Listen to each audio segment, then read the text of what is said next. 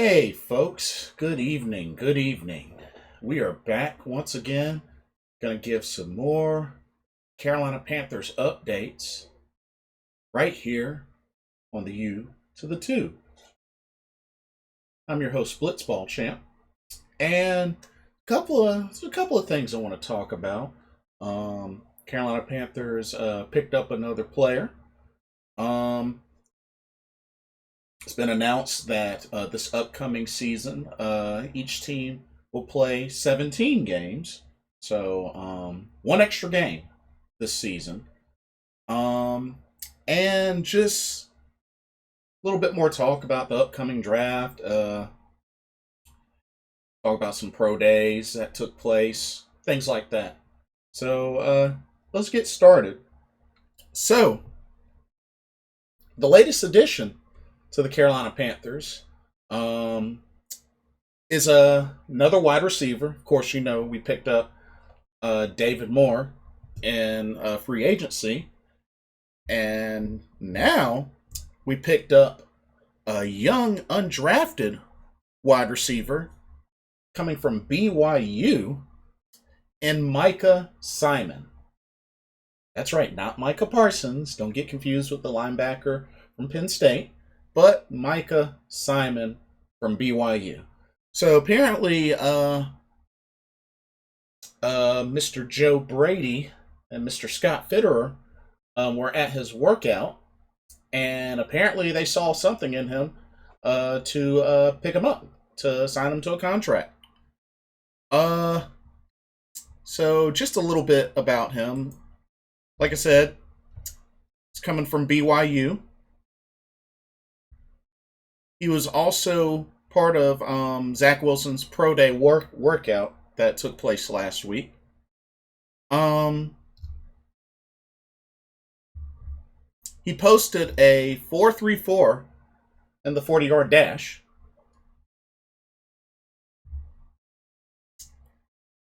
See, undrafted last year, caught 51 passes, so 51 catches, 616 yards, 2 touchdowns for BYU in 2019, and also 2 rushing touchdowns as well. So, looks like maybe he could be a young, up and coming new Curtis Samuel, perhaps. Remains to be seen. But, this adds more depth to the wide receiver core. And you know what? I'm cool with the move. I'm cool with the move. You know, got an opportunity to expand on the wide receiver core. It makes me think back to when the Panthers last went to the Super Bowl. When you think about it, Carolina that year, their best wide receiver on paper, um, Kelvin Benjamin, was out for the season. And it took names like Jericho Cotchery, Ted Ginn Jr., David Funchess. Excuse me, not David Funchess, Devin Funchess, Billy Brown. So, not big names, but definitely played well that season, made plays. Ted Ginn with his speed, Billy Brown with his speed. Both of them were deep threats. Jericho Cotchery had great hands, clutch, great hands. Devin Funchess was up and coming, made some good grabs. Of course, Greg Olson, Mr. Reliable, was there. But when you think about Brenton Burson, when you think about it, not many big name receivers, but still played well to their abilities, and that can happen. That can happen. So, this Micah Simon, like I said, don't know a whole lot about him, but it looks like he adds speed, can run sweeps and reverses. He's got a pair of rushing touchdowns, and could potentially be a deep threat. And that's totally fine with me. Totally fine with me. So, I like the pickup. I definitely like the pickup. Add some depth. I would like to see what his measurements are, but they don't have it up. Oh, actually, yes, I do. Yes, I do. 6'1", 195 pounds. Okay. 6'1", 195 pounds. Adds a little bit of height. You know, about the height of a little bit taller than DJ Moore. But yeah, I like the pickup. Definitely like the pickup. And looking at the list, Robbie Anderson, DJ Moore, David Moore, Zelstra, Keith Kirkwood, Micah Simon. I mean, we have opportunity for you know other wide receivers to step up.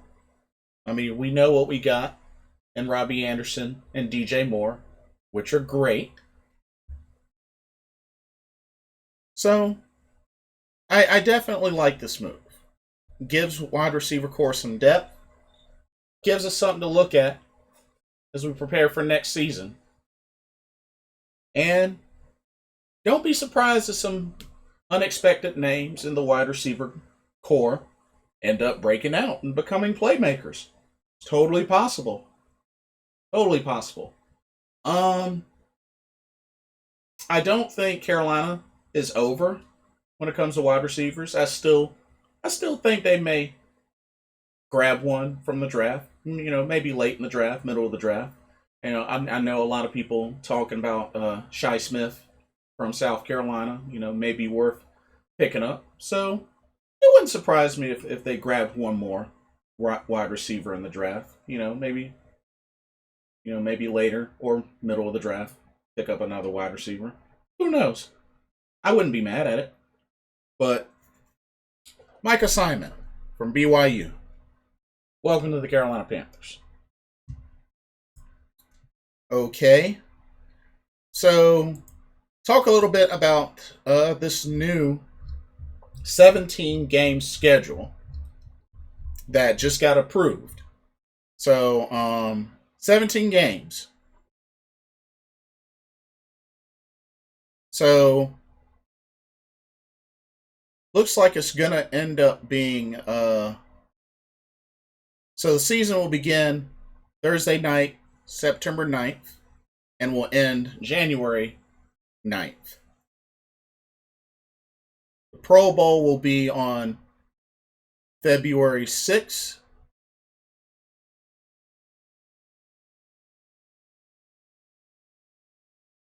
And the Super Bowl will be on February 13th. And will be played at the SoFi Stadium. So that'll be cool. Alliance Stadium in Las Vegas for the Pro Bowl, and SoFi Stadium in Los Angeles for the Super Bowl for this upcoming season. So let's just take a quick look at the Carolina Panthers. So their home games, of course, will consist of the main three: the Saints, the Falcons, the Buccaneers. Also, Washington football team, the Eagles, the Jets, the Patriots, and the Vikings. For the away games, you have the usual three: Saints, Falcons, Buccaneers. And you have the Cowboys, the Giants, the Bills, the Dolphins, the Cardinals, and the newly added Houston Texans. Huh, go figure. That's the added game, is the Texans. When they've been wanting to go after Deshaun Watson. How ironic is that? But so yeah, 17 games. Carolina Panthers get the Houston Texans added to their schedule. So It'll be interesting. It'll definitely be interesting. I know this past season we saw the new playoff structure. Now this year, each team's getting an extra game. So see how that shapes up. Um, so wanted to talk a little bit more about this upcoming draft and just give more of my thoughts on it. Now that a couple of things have happened. We got to see some more pro days. Um, got a chance to look at Micah Parsons' pro day. Justin Fields had his pro day.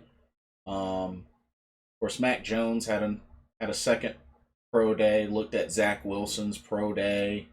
Patrick Surtain the second. Um, and just really looking back at this draft, this new draft order, just really got me thinking. Really got me thinking. So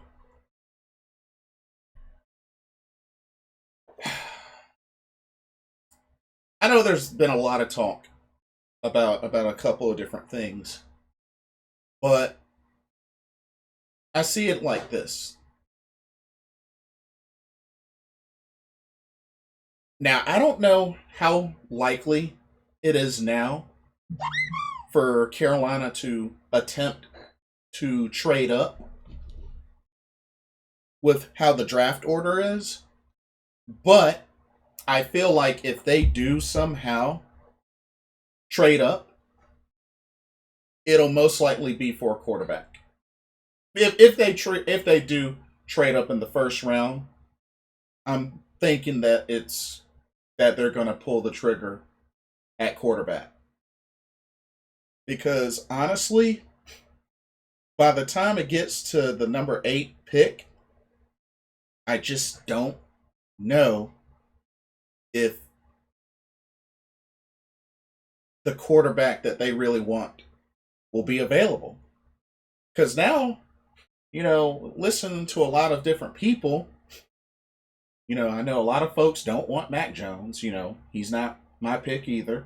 Now it's like a lot of people don't want Trey Lance, but there are some that do. And it's looking like from, the Panthers' participation and, watching Justin Fields' pro day, hearing some may feel like Justin Fields may be the favorite for Carolina to go after, who may have a much higher stock. There were even the ideas of potentially trading to get Sam Darnold. Uh, so yeah, I'm hearing all sorts of different things, but me personally, just looking at the draft, folks like Trevor Lawrence, Zach Wilson, probably even Justin Fields, maybe even Trey Lance. I just don't feel may drop to the 8th spot. I'll be very shocked if Justin Fields is available at the number 8 spot. I'll be very shocked, to be honest with y'all.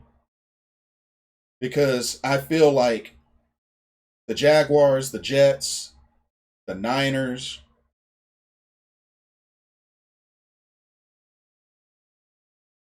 even the Falcons are in really great positions to snag quarterbacks. And I know a lot of people kind of have mixed feelings about where Mac Jones may land. And we know that, Matt Rule really likes Mac Jones. So if Mac Jones were to be available at number 8, would you take him? Ugh. Mm. Ugh. I don't know, y'all. I just feel like if Carolina really wants to be bold about getting a quarterback, they're either, they're either going to have to trade up for it, or they're just going to have to 100% fully bite the bullet and deal with Teddy Bridgewater as their guy and just focus on building around Teddy Bridgewater. Um, I know there's folks that still believe there's hope of Carolina landing Deshaun Watson. With how things have gone with the lawsuits and everything, I just don't think it's going to happen. I just don't believe it's really worth it. Just it's so many negative factors around it. Of course, not having to do with Deshaun Watson's play or anything like that. Dude's still a beast at the position of quarterback. But, you don't want to invite a lot of baggage and such that really will have some negative consequences if this doesn't go down to show that he's innocent.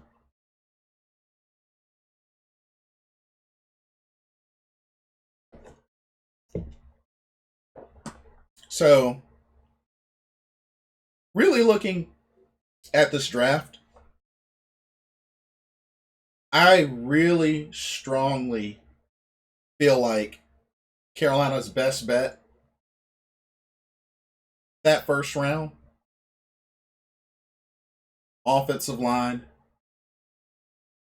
or potentially a defensive back. Looking at these pro days, I really like Patrick Surtain II. And honestly, I just feel like looking at the comparison between Patrick Surtain II and J.C. Horn, which J.C. Horn's another one, I just feel like Patrick Surtain overall would be a better fit. Now, I understand, he doesn't have that many interceptions, but Patrick Surtain is the type of guy that has shown that offenses should not throw his direction. And I think that's perfectly fine. Some people want to say, oh, he doesn't have a lot of interceptions and blah, blah, blah. But when you are that type of cornerback where offenses will think twice about throwing your direction, that says something. That says something. That's threatening. And Carolina really needs that type of lockdown corner on defense. Because the closest one that we had to that is no longer with us, and that was James Bradbury.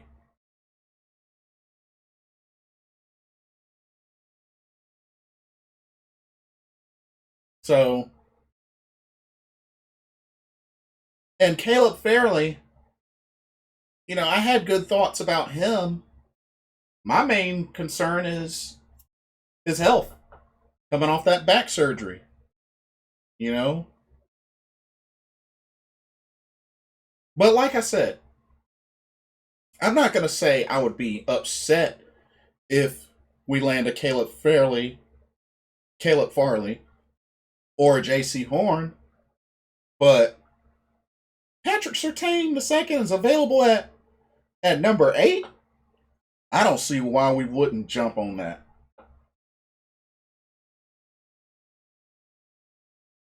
I don't see why we wouldn't jump on that.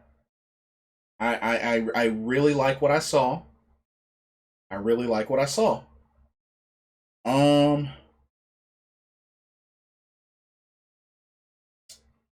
Either we go there, or if Panay Sewell, which honestly, I'm pretty sure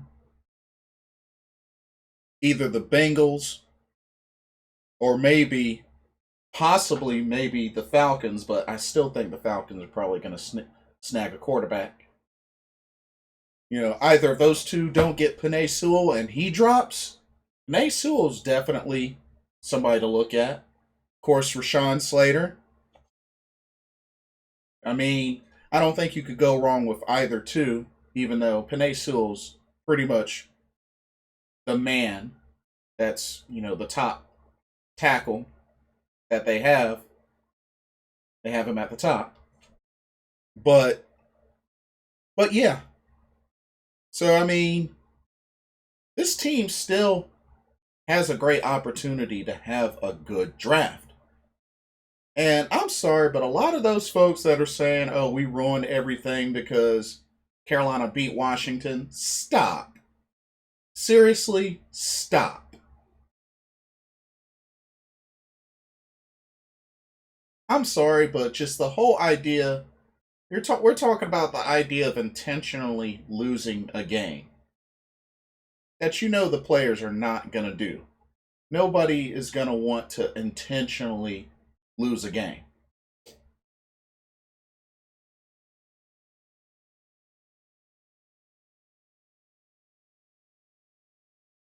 So just seriously, stop. Stop. But